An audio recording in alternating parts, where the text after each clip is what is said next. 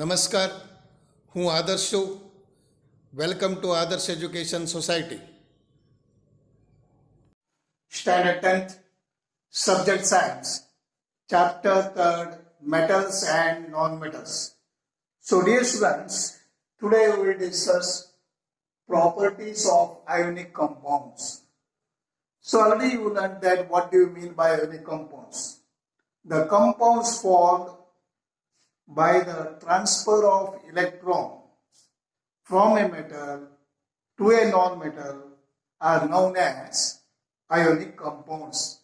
Okay, it is also called as electrovalent compounds. So this already you learned. So means what? Metals forms cation and non-metals form anion. By the forces they will make a bond. So that bond we are calling as making a compound, that is called as a ionic compound. Okay, now you see here, take samples of sodium chloride, potassium iodide and barium chloride or any other salt from the lab. So now what you have to study here, what is the physical state of these salts. Physical state means either it is solid, liquid or gas. So this you have to identify that. And next one, take a small amount of sample of a metal. So in this anyone, take small amount of sample on a metal spatula. Spatula means like this, like a spoon. Okay, some sample you have to take and heat directly on the flame. So heat it on the flame or burner. Then repeat with other samples also. Repeat the other samples also. So what did you observe? So what will you are going to observe that? So observation is, did the samples impart or give any color to the flame, or any flame's color just changing, or do these compounds are melt or going for melting? So these are the studies you have to observe that. Then try to dissolve the samples in the water. Then these samples you have to dissolve in the water, and as well as petrol and kerosene. So you have to check that are they are soluble. Okay, then next one, make a circuit here. See, testing the conductivity. You have to test with the conductivity diagram. See, I have shown here. Insert the electrodes. These are graphite rod because that easily current passes through them. And you have to observe that, test the other samples also. You have to test that whether it is conducting or not. So if it is conducting, the bulb will glow. Okay. So like this you have to test also. And what is your inference or after the observation, what you are concluding? So about the nature of these compounds. Okay, then next one. So you discuss this all answer one by one. So now you see that some of the ionic compounds, their melting points and the boiling points are given. It is mentioned in the chemical. Okay, see sodium chloride, melting point is 1074, boiling point is 1686, lithium chloride 887, boiling point is 1600, and calcium chloride 1045, melting point, and boiling point is 1900, and calcium oxide 2850, and boiling point is 3120. See that their melting and boiling points are so high.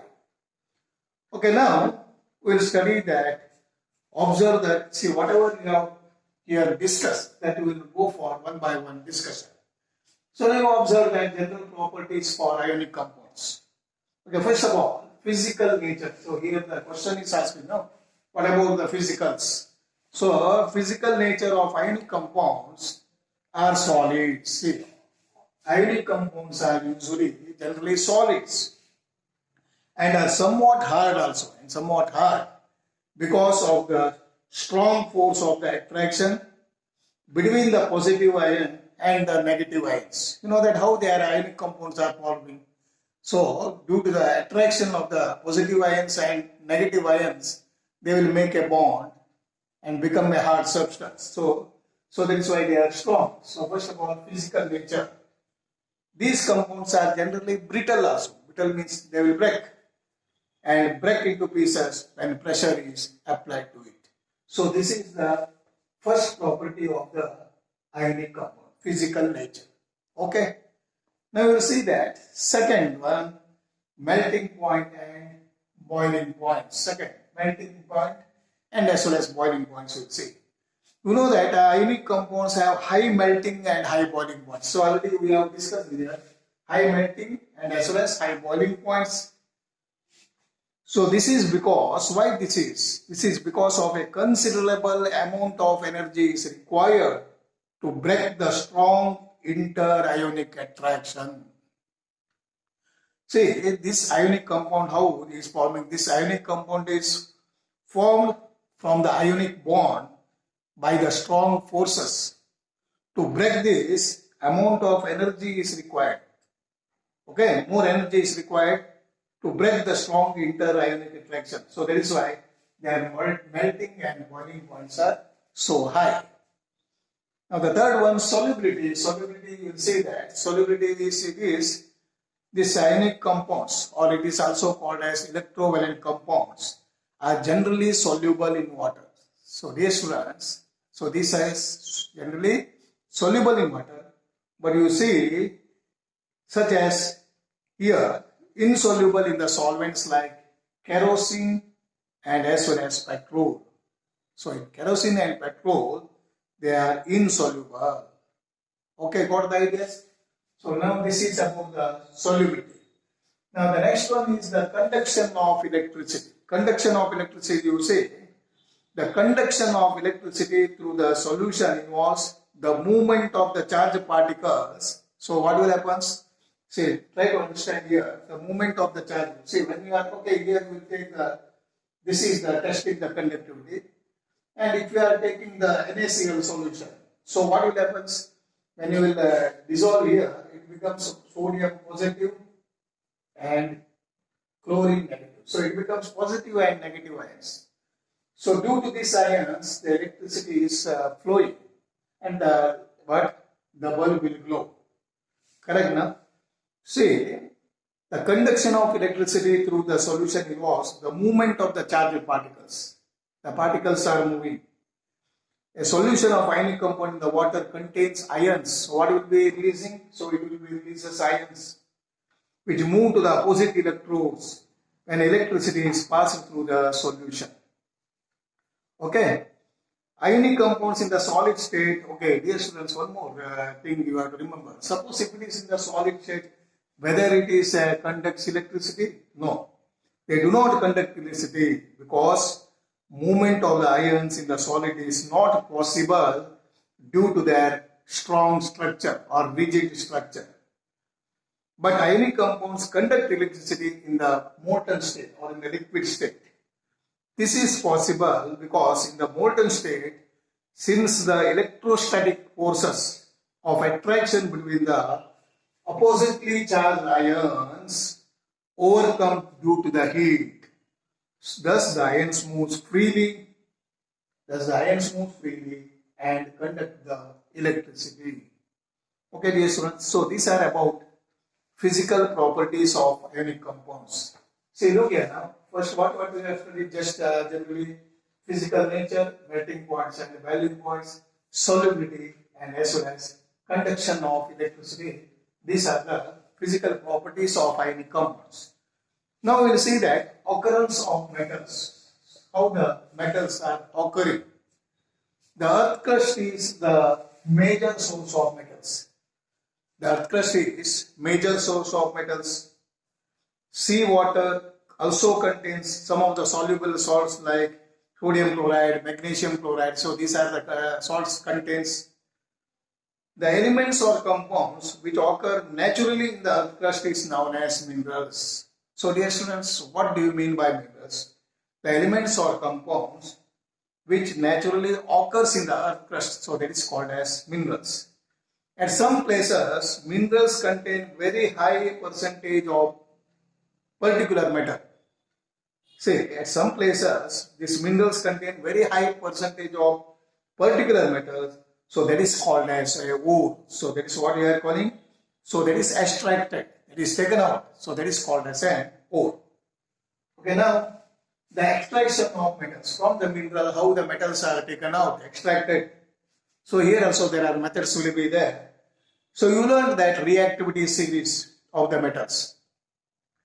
Having this knowledge, you can easily understand how a metal is extracted from its ore.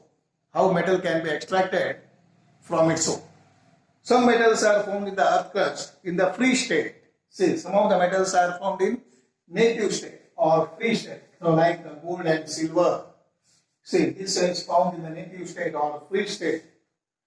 Okay, they are least reactive. What reactivity says they are least reactive because they are at the bottom. They are often found in the free state. For example, gold, silver, platinum, copper, these are all found in the free state. Copper and silver are also found in the combined state also. See, copper and silver are also found in the free state as well as combined state. They are found in the sulfide form as well as oxide forms. See, copper and sulfur will be there, then the sulfide forms, and copper and oxygen will be there. Then that will be, if it contains oxygen, then that will be the oxide forms. The metals at the top of the reactivity series like potassium, sodium, calcium, magnesium and aluminum are so reactive because they are never found in the nature as free elements. So they will be not free elements.